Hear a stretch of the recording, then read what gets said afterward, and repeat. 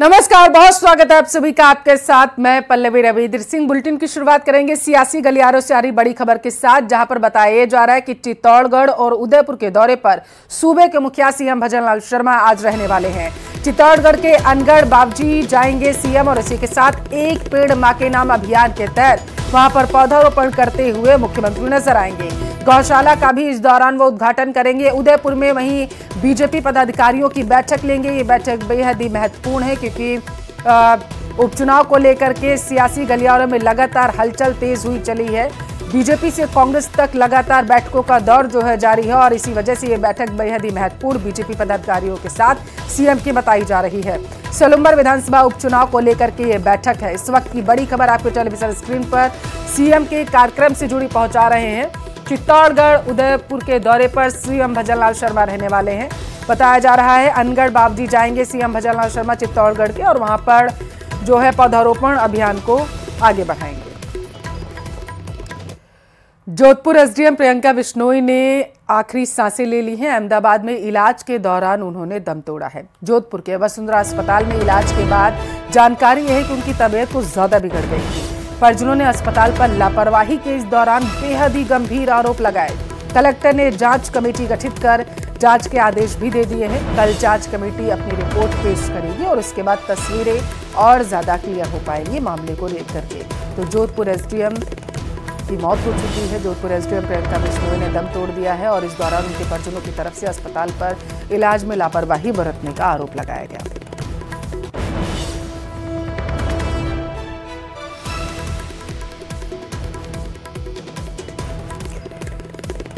SDM Priyanka Bishnoi की जान चली गई है। बताया जा रहा है कि जोधपुर के वसुंधरा अस्पताल में इलाज के दौरान उनकी तबीयत ज्यादा बिगड़ गई थी और इसी दौरान उनकी मौत हो गई। परिजनों की तरफ से हालांकि दूसरी तरफ अस्पताल पर इलाज में लापरवाही बरतने का आरोप लगाया गया है। कलेक्टर ने एक टीम का गठन किया गया है और जांच करने के आदेश दे दिए गए हैं। कलेक्टर की तरफ से कहा गया है इस पूरे मामले की निष्पक्ष तरीके से जांच करें। बताया जा रहा है कि ये जो जांच कमेटी है कलेक्टर की तरफ से गठित की गई है, कल अपनी रिपोर्ट सौंपेगी और उसके बाद तस्वीरें और ज्यादा क्लियर हो पाएंगी। पूछताछ की प्रक्रिया को फिर आगे बढ़ाया जाएगा। इलाज के दौरान बताया जा रहा है अचानक ही तबीयत बिगड़ गई थी और इसी की वजह से उनकी जान गई, ऐसा परिजनों की तरफ से आरोप लगाया जा रहा है। तो जोधपुर एसडीएम प्रियंका बिश्नोई की मौत को लेकर के मामला लगातार गर्माता जा रहा है। परिजन अस्पताल पर गंभीर आरोप लगा रहे हैं। तो वहीं अस्पताल प्रशासन की तरफ से बयान अभी सामने नहीं आया है। जैसे ही अपडेट आएगा आपको पहुंचाएंगे। अनूपगढ़ का रुख करेंगे। भारत पाक अंतर्राष्ट्रीय सीमा क्षेत्र में हथियार मिले हैं। खंडहर मकान से लावारिस हालातों में 2 देसी पिस्तौल मिली है। बताया जा रहा है कि बीएसएफ की चित्रकूट पोस्ट के गांव 21P का यह मामला है। बीएसएफ ने घरसाना थाने में अज्ञात के खिलाफ रिपोर्ट दर्ज कर ली है। तो बड़ी खबर आपके टेलीविजन स्क्रीन पर, जहां पर भारत पाक अंतर्राष्ट्रीय क्षेत्र से जो सीमा है वहां से हथियार मिले हैं, जिसकी वजह से जांच प्रक्रिया और ज्यादा तेज कर दी गई है। इस वक्त की बड़ी खबर है। बताया जा रहा है कि 2 देसी पिस्तौल मिली है। खंडहर जो मकान था वहां से लावारिस अवस्था में इन दोनों पिस्तौल को बरामद किया गया है।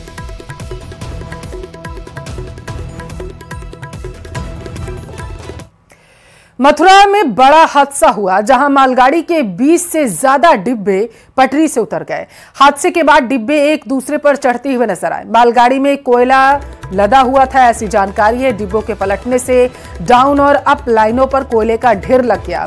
दिल्ली मथुरा का ट्रैक बाधित हो गया। इसकी वजह से हादसे के बाद 14 गाड़ियों को निरस्त कर दिया गया, जबकि 3 गाड़ियों को आंशिक रूप से निरस्त किया गया है। तो इस वक्त की बड़ी खबर है आपके टेलीविजन स्क्रीन पर।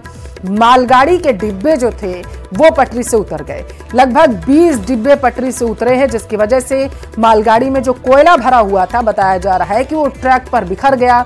इसकी वजह से वहां पर जो गाड़ियां गुजरने वाली थी उनको निरस्त कर दिया गया है और पटरी से डिब्बों को हटाने का काम और इसी के साथ वहां से जो कोयला बिखरा पड़ा हुआ उसे हटाने का काम लगातार किया जा रहा है। तो उत्तर प्रदेश के मथुरा में यह रेल हादसा हुआ है, जहां पर एक मालगाड़ी के 20 के आसपास डिब्बे जो थे वो डिरेल हो गए। ये एसटीपीवी का एक लोडेड गुड्स था जो एसटीपीवी सूरतगढ़ पावर प्लांट के लिए जा रहा था। तो करीब 8:12 पर जो सूचना प्राप्त हुई है, इसका OHE डाउन हुई थी। फिर बाद में पता चला कि ये गाड़ी डिरेल कर गई है। तो अभी जस्ट साइट पर पहुंचे हैं, तो वी आर असेसिंग द कि इसको रिस्टोरेशन में कितना टाइम लगेगा। इसके लगभग करीब 25 कोच डिरेल हुए हैं, 25 वैगन डिरेल हुए हैं। अभी तो कुछ नहीं कह सकते इस बारे में, अभी थोड़ा पहले देखेंगे, उसके बाद ही कुछ बता पाएंगे। सर रूट की अगर बात करें तो अप और डाउन? अभी अप डाउन और थर्ड लाइन 3 का ट्रैफिक बंद है, फोर्थ लाइन पे ट्रैफिक चालू है अभी हमारा। कितनी गाड़ियां अगर बात करें बाधित होंगी? अभी इसका आकलन करना बड़ा मुश्किल है मेरे लिए अभी। सूचना अभी थोड़ी देर पहले मिली थी, आधा घंटा पहले हमको कि गाड़ी दिल्ली साइड में जा रही थी और डिरेल कर गई है। करीब करीब उसके 18-19 वैगन डिरेल हो गया है, इसमें कोल लोडेड है। अब मैं आया हूँ, देखता हूँ। मथुरा में आगरा दिल्ली ट्रैक पर एक बार फिर मालगाड़ी डिरेल हुई है। यह मालगाड़ी आगरा से दिल्ली की ओर जा रही थी। बताया जा रहा है कि डिरेल होने के बाद इसके करीब 28 जो डिब्बे थे वो डिरेल हुए और आप देख सकते हैं कि जो बोगियां हैं उसमें कोयला भरा हुआ था और आगरा से ये दिल्ली की ओर जा रहा था। तभी छठीगढ़ रेलवे स्टेशन से आगे यह हादसा हुआ है जिसमें मालगाड़ी के जो डिरेल होने की बात सामने आई थी। जब यहाँ पर आकर देखा तो 28 डिब्बे जो थे मालगाड़ी के वो यहाँ पर उतरे हुए हैं। तमाम उसने ओवरहेड लाइन जो थी वो उसको क्षतिग्रस्त कर दिया है। फिलहाल हादसे के बाद रेलवे के आला अधिकारी मौके पर पहुंचना शुरू हो गए हैं। हादसे की क्या वजह रही है इसकी जानकारी जांच के बाद ही पता चल पाएगी। करेंगे इस वक्त की सबसे बड़ी खबर का। लगभग 15 घंटे से राहत और बचाव का कार्य जारी है। ग्रामीणों के साथ साथ न्यूज 18 राजस्थान भी यही दुआ कर रहा है कि मासूम नीरू जो इस वक्त 7 फीट दूरी पर जो गड्ढा खोदा जा रहा है वहां पर उसके बोरवेल में फंसी हुई है, उसे सुरक्षित बाहर निकाला जा सके। 16 घंटे से ज्यादा का समय बीत चुका है और इस दौरान जो तस्वीरें सामने आई है उसमें मासूम नीरू जो है जो बोरवेल में फंसी हुई है उसके सिर्फ रोने की तस्वीरें वहां से सामने आ रही हैं। 16 घंटे का समय बीत चुका है और इस दौरान प्रशासन के हाथ पैर भी फूले हुए क्योंकि बच्ची को सुरक्षित निकालना यहाँ पर प्रशासन के लिए एक बड़ी जिम्मेदारी का जो मसला है यहाँ पर बना हुआ है। तस्वीरें जो हैं ये सीसीटीवी जो डाला गया था बोरवेल के अंदर बच्ची की मूवमेंट को देखने के लिए कि बच्ची किस तरीके से सांस ले रही है और मूवमेंट कर रही है, उससे ये तस्वीरें सामने निकल कर आई है। ज्यादा जानकारी के साथ लगातार हमारे संवाददाता आशीष ग्राउंड जीरो से हमें तस्वीरें पहुंचा रहे हैं, जानकारी बता रहे हैं कि किस तरीके से राहत बचाव का कार्य वहां पर किया जा रहा है। आशीष, आप वहां पर मौजूद हैं, पल पल की जानकारी आप हमें दे रहे हैं। 16 घंटे का समय बीत चुका है, राहत बचाव कार्य अभी तक कहां तक पहुंचा है, जरा सा सबसे पहले ये बताइए। बिल्कुल, राहत एवं बचाव कार्य काफी तेज गति से चल रहा है और मात्र 3 फीट की दूरी है जहां पर सुरंग बनना शेष है और उसके बाद में जो नीरू है उस तक जो प्रशासन की टीमें हैं, एनडीआरएफ और एसडीआरएफ की टीमें हैं वो पहुंच जाएंगी। उसी की कोशिश में लगे हुए हैं और एक सुरंग बनाई जा रही है। करीब 17 फीट लंबी यह सुरंग बनाई जा रही है। इसमें पाइप के जरिए सुरंग बनाई जा रही है और पाइप के अंदर जो मजदूर हैं वो खुदाई कर रहे हैं। एसडीआरएफ की टीमें और एसडीआरएफ एनडीआरएफ की जो टीमें हैं वो लगातार यहाँ पर खुदाई कार्य में जुटी हुई है और बच्ची तक पहुंचने में मात्र 3 फीट की दूरी बताई जा रही है। 3 फीट बाद में बच्ची तक पहुंचा जा सकेगा।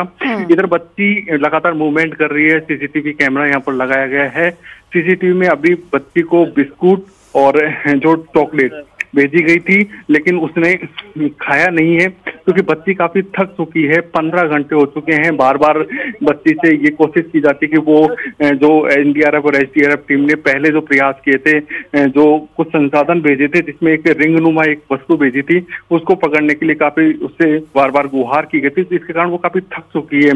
रात भर बच्ची ने काफी कोशिश की, कई बार उसने पकड़ भी लिया। तो पकड़ने के बाद लोगों में उम्मीद जगी कि अब जो नीरू है वो बाहर आ जाएगी, लेकिन वो उसके बाद में मासूम बच्ची है, 18 महीने की बच्ची है केवल, तो वो उसको छोड़ देती है। इसके कारण वो वहीं अभी तक बाहर नहीं निकल पाई है। अब उसको कुछ खाने की सामग्री भेजी जा रही है, चाय भेजी गई है, बिस्कुट भेजे गए हैं। उसने चाय पी थी, एक बिस्कुट भी खाया था और अभी केला भेजा गया है लेकिन केला उसने खाया नहीं है। और अब जो है सुरंग बनाकर बच्ची तक पहुंचने की कोशिश की जा रही है। अच्छी बात यह है कि बच्ची सकुशल है, मूवमेंट कर रही है, बार बार रो भी रही है, अपनी माँ से ये कहती है कि मम्मा मुझे बाहर निकाल लो, ये तक बोलती है क्योंकि छोटी बच्ची है। बहुत तुतला कर जो बच्चियों की जो लैंग्वेज होती है उस लैंग्वेज में वो बोलती है कि माँ मुझे बाहर निकाल लो। और इस तरह की जो दृश्य है उनको देखकर हर कोई भावुक भी है और भगवान से एक ही कामना कर रहा है कि जो नीरू है उसे सकुशल बाहर निकाल दो और उसकी जान बचा दो। जी, आप ये कहना चाहते हैं कि नीरू लगातार मूवमेंट कर रही है वहां पर? बिल्कुल, नीरू लगातार 15 घंटे से मूवमेंट कर रही है। कभी कभार वो थककर हल्की सी सो भी जाती है, पर वो मुश्किल से 15 से 20 मिनट सो पाती है, क्योंकि भूखी बच्ची है, कुछ खाया नहीं है 15 घंटे से। जो बच्ची माँ का दूध पीती थी, हर 2 से 3 घंटे में दूध पीती थी, लेकिन उसको अब 15 घंटे से उसको न तो माँ का दूध मिला है और ना कोई अन्य कोई खाद्य सामग्री मिली है। तो निश्चित रूप से बच्ची के जो हाल हैं वो बेहाल हैं और बच्ची बिल्कुल मूवमेंट करने की स्थिति में नहीं है, लेकिन फिर भी वो काफी कोशिश करती है कि वो कैसे भी करके जो भी कोई चीज आ रही है उसको खाने की कोशिश करती है, लेकिन वो काफी थक चुकी है। लेकिन अच्छी बात यह है कि बच्ची मूवमेंट कर रही है और उसके बाद ऑक्सीजन सप्लाई भेजी जा रही है, कुछ खाने की चीजें भेजी जा रही हैं। अभी बच्ची कई घंटे तक आसानी से रह सकती है उसके अंदर, उसका जीवन सुरक्षित रह सकता है। इसीलिए जो प्रशासन है वो जो सुरंग बना रहा है, वो सुरंग काफी धीमी स्पीड से इसलिए बनाई जा रही है क्योंकि बच्ची पूरी तरह जिंदा है और बच्ची जिंदा है तो उसको जिंदा बाहर निकालना ही सबसे बड़ी चुनौती है। और बच्ची डर ना जाए कहीं, क्योंकि 1.5 साल की मासूम है और उसे सिर्फ इतना ही समझ में आ रहा होगा कि वो किसी जगह पर फंसी हुई है। वो माँ से लगातार बातचीत जरूर कर रही है और इसी उम्मीद में कि वो वहां से निकलेगी। बच्ची डर ना जाए, सहम ना जाए, इसी वजह से वहां पर धीमे खुदाई की जा रही होगी। आशीष, बिल्कुल, ये एक कारण है, लेकिन इससे भी बड़ा कारण ये है कि क्योंकि जैसे ही LNT मशीन चलती है या खुदाई चलती है, तो जो बोरवेल है, बोरवेल की मिट्टी यदि धंस गई तो निश्चित रूप से बच्ची के ऊपर मिट्टी गिर जाएगी और फिर उसके बाद में उसकी दम घुट जाएगी। ऐसे में मिट्टी नहीं धंसनी चाहिए, ये सबसे बड़ा उद्देश्य है। इस कारण धीरे धीरे खुदाई की जा रही है, क्योंकि निश्चित रूप से 5 से 6 फीट दूरी पर यदि मिट्टी की खुदाई होती है तो फिर वो बोर ढहने की भी नौबत आ जाती है, मिट्टी ढहने की भी नौबत आ जाती है। ऐसे प्रशासन की एक ही कोशिश है कि मिट्टी नहीं ढहे और बोर जो बच्ची 35 फीट की, वो 30 फीट की गहराई पर है, उससे ऊपर का जो हिस्सा है वो मिट्टी नीचे नहीं गिरे, नहीं वरना बच्ची की दम घुट सकती है। सबसे बड़ी चुनौती ये है, इस कारण धीरे धीरे खुदाई की जा रही है ताकि बोरवेल पूरी तरह सुरक्षित रहे और ऊपर से कोई मिट्टी नीचे नहीं गिर सके। इस कारण ये धीरे काम चलाया जा रहा है। प्रशासन का कहना है कि भले ही हम 1 से 2 घंटे बाद निकाल लेंगे, लेकिन अगर धीरे काम करेंगे और पूरी तरीके से सतर्कता से काम करेंगे तो बच्ची को सकुशल निकाला जा सकेगा। और यदि हल्की सी भी लापरवाही हुई तो बच्ची की जान पर भारी पड़ सकती है। इस कारण ज्यादा समय तक बच्ची अगर बोरवेल में फंसी रही तो एक और समस्या है कि मानसिक तौर पर वो कितनी स्वस्थ होगी, क्योंकि इसमें अब सबसे बड़ी भूमिका बन जाएगी कि बच्ची को जब निकाला जाएगा बाहर तो मेडिकल की सुविधाएं वहां पर मुहैया कराई जाएं। क्या व्यवस्था की गई है वहां पर? बिल्कुल, चिकित्सा एवं स्वास्थ्य विभाग की टीमें यहाँ पर तैनात कर दी गई हैं, एम्बुलेंस के तैनात है और यहाँ पर कई ऑक्सीजन के सिलेंडर लगाए गए हैं। ऑक्सीजन की 2 पाइपलाइन की सप्लाई दी गई है, एक बोरवेल में सप्लाई दी गई है, दूसरी सप्लाई जहाँ मजदूर काम कर रहे हैं, सुरंग बना रहे हैं, वहां पर भेजी गई है, क्योंकि सुरंग में भी काफी ऑक्सीजन की आवश्यकता है। ऐसे में दोनों जगह पर ऑक्सीजन सप्लाई की जा रही है। एम्बुलेंस पूरी तरह तैयार है, जैसे ही बच्ची को निकाला जाएगा तो उसे सीधा हॉस्पिटल लेकर जाया जाएगा। एक नहीं 3-3 एम्बुलेंस यहाँ पर बुलाई गई है ताकि किसी प्रकार की अगर कोई एम्बुलेंस में कोई दिक्कत डॉक्टर्स कितने हैं बच्ची को तुरंत इलाज देने के लिए वहां पर? बिल्कुल, मुख्य चिकित्सा एवं स्वास्थ्य विभाग के जो आला अधिकारी हैं वो मौजूद हैं, साथ ही जो चिकित्सकों की टीम एम्बुलेंस में मौजूद है। प्रत्येक एम्बुलेंस में एक मेडिकल टीम मौजूद है जिसमें एक डॉक्टर, नर्सिंग कर्मी और पूरा स्टाफ मौजूद है। ऐसे में जो 3 एम्बुलेंस है उसमें 3 टीमें मौजूद है और किसी भी तरीके से ये लापरवाही निश्चित रूप से नहीं बरती जा रही है, क्योंकि ऑक्सीजन की सप्लाई में कई लोगों को तो इस तरह लगाया गया है कि जो ऑक्सीजन के पाइप जा रहे हैं उस पर कोई पैर ना रख दे, ऑक्सीजन की सप्लाई ब्रेक ना हो, ये कोशिश की जा रही है। और कुल मिलाकर ये कहा जा सकता है कि बच्ची को बचाने के लिए हर संभव प्रयास। तो नीरू को जैसे ही बोरवेल से निकाला जाएगा तो प्राथमिक इलाज देने के बाद उसे कौन से हॉस्पिटल ले जाया जाएगा? बिल्कुल, सबसे पहले उसको यहाँ से एम्बुलेंस में ही उसको प्राथमिक उपचार दिया जाएगा और उसके बाद में दौसा जिला अस्पताल में भी व्यवस्था की गई है बच्ची के लिए। वहां पर अलग से डॉक्टरों को तैनात किया गया है, साथ ही बांदीकुई जो उप जिला अस्पताल है यहाँ पर भी डॉक्टर को अलर्ट किया गया है। दोनों अस्पतालों में चिकित्सक अलर्ट है। ऐसे में एम्बुलेंस के अंदर प्राथमिक जांच होगी, उसके बाद में बांदीकुई अस्पताल ले जाया जा सकता है और हायर सेंटर दौसा को भी अलर्ट किया गया है। यानी दोनों अस्पताल पूरी तरह अलर्ट है और एम्बुलेंस के जो डॉक्टर हैं वो भी पूरी तरह सतर्क हैं। आशीष, राहत बचाव कार्य जो किया जा रहा है इसमें एनडीआरएफ, एसडीआरएफ की कितनी टीमें लगी हुई हैं? और महत्वपूर्ण ये भी बताइएगा जरा सा कि कोई आला अधिकारी वहां पर मौजूद है? बिल्कुल, देखो जिले के आला अधिकारी कल शाम को 5 बजे से ही जिला कलेक्टर खुद देवेंद्र कुमार, एसपी रंजीता शर्मा, जो स्थानीय भाजपा के विधायक हैं भागचंद ठाकड़ा, ये सभी यहाँ पर मौजूद हैं। और आप बात कर रहे हो कि टीमें कितनी हैं, क्योंकि टीमें तो एक एनडीआरएफ और एक एसडीआरएफ की टीम है, लेकिन इनके जो जवान है वो काफी संख्या में है। एक अनुमान मैं दूर से देख पा रहा हूँ, करीब 25 से 30 जवान एनडीआरएफ के हैं और 25 से 30 जवान ही एसडीआरएफ के हैं, यानी 50 जवान ऐसे हैं जो पूरी तरह उसमें जुटे हुए हैं किसी भी तरह बच्ची को बचाने में।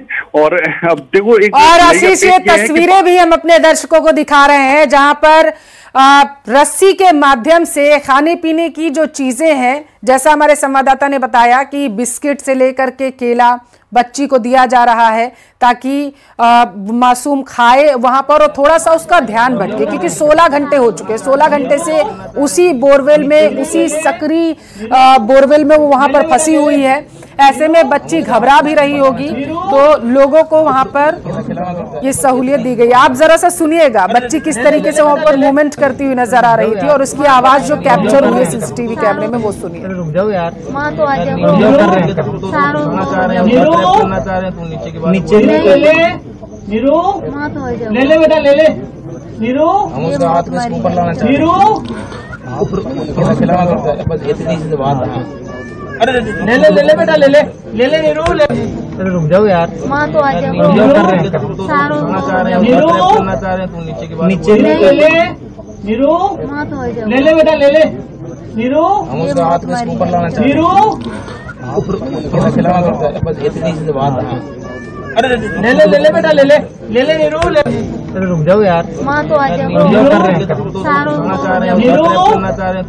नीचे ले ले नीरू, माँ तो आ जाओ, ले बेटा ले नीरू, हम उसका हाथ में ऊपर लाना चाहिए नीरू, खिलाना पड़ता है बस इतनी सी बात है।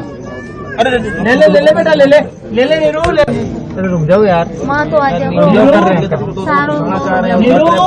और ये माँ बाप की आप तस्वीरें जो है नीरू के वो देख पा रहे थे। और ये आवाज जो है ये नीरू के माता पिता की है, जो लगातार नीरू को आवाज दे रहे हैं ताकि बच्ची उनकी आवाज को सुन सके और ये महसूस कर सके कि वो वहां पर अकेली नहीं है, उसके आसपास उसके परिजन मौजूद है, ताकि बच्ची बोरवेल के अंदर जो फंसी हुई है वो डरे नहीं। लेकिन इस वक्त आप उनकी आवाज में कंपन महसूस कर सकते हैं, वो दर्द महसूस कर सकते हैं, क्योंकि उनके कलेजे का टुकड़ा अभी बोरवेल में फंसा हुआ है। उम्मीद एक यही लगाए बैठे परिजन बैठे हुए हैं कि जल्दी से जल्दी नीरू को बाहर निकाला जा सके। आशीष हमारे साथ लगातार जुड़े हुए हैं। आशीष, परिजन बस यही दुआ कर रहे हैं कि कब वो तस्वीर सामने आएगी, वो राहत भरी तस्वीर सामने आएगी जब उनके कलेजे का टुकड़ा, वो मासूम बच्चा जो अभी बोरवेल में फंसा हुआ है, वो बाहर आएगा और उनकी गोद में खेलेगा। बिल्कुल, देखो लगातार रेस्क्यू ऑपरेशन जारी है, लेकिन एक अच्छी खबर ये नहीं है कि क्योंकि यहाँ बारिश आ चुकी है और बारिश आने के कारण जो रेस्क्यू ऑपरेशन है उसमें भी काफी धीमी स्पीड हो गई है, क्योंकि जो गड्ढा हुआ है उसमें पानी भरने की संभावना हो जाएगी यदि अधिक बारिश आती है। तो सब उम्मीद यही कर रहे हैं, दुआ कर रहे हैं कि बारिश थम जाए ताकि ये जो रेस्क्यू ऑपरेशन है वो लगातार जारी रहे। कल रात से ही बारिश बार बार आती है, हालांकि बिल्कुल हल्की बूंदाबांदी बारिश आ रही थी रात को, लेकिन अब जो बारिश आई है वो थोड़ी तेज बारिश आई है, जिसके कारण हो सकता है कि यदि ये बारिश कंटिन्यू रहती है तो निश्चित रूप से एक बहुत बड़ी परेशानी हो जाएगी, क्योंकि गड्ढे में यदि पानी भर गया तो रेस्क्यू ऑपरेशन शुरू रखना बहुत मुश्किल होगा और बच्ची के लिए जितनी देरी होगी उतनी कठिनाई साबित होगी। ऐसे में भगवान इंद्रदेव से और सभी यही कामना कर रहे हैं कि इस बारिश को रोका जाए ताकि जो रेस्क्यू ऑपरेशन है वो लगातार जारी रहे, क्योंकि अगर बारिश हुई तो निश्चित तौर पर आशीष वहां मुश्किलें खड़ी हो सकती है। एक तो जो मिट्टी निकाली गई है वो गीली हो जाएगी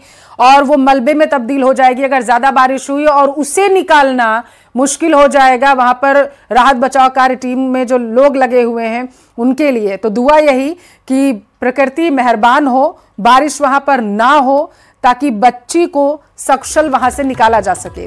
बहुत शुक्रिया आशीष जानकारी पहुंचाने के लिए।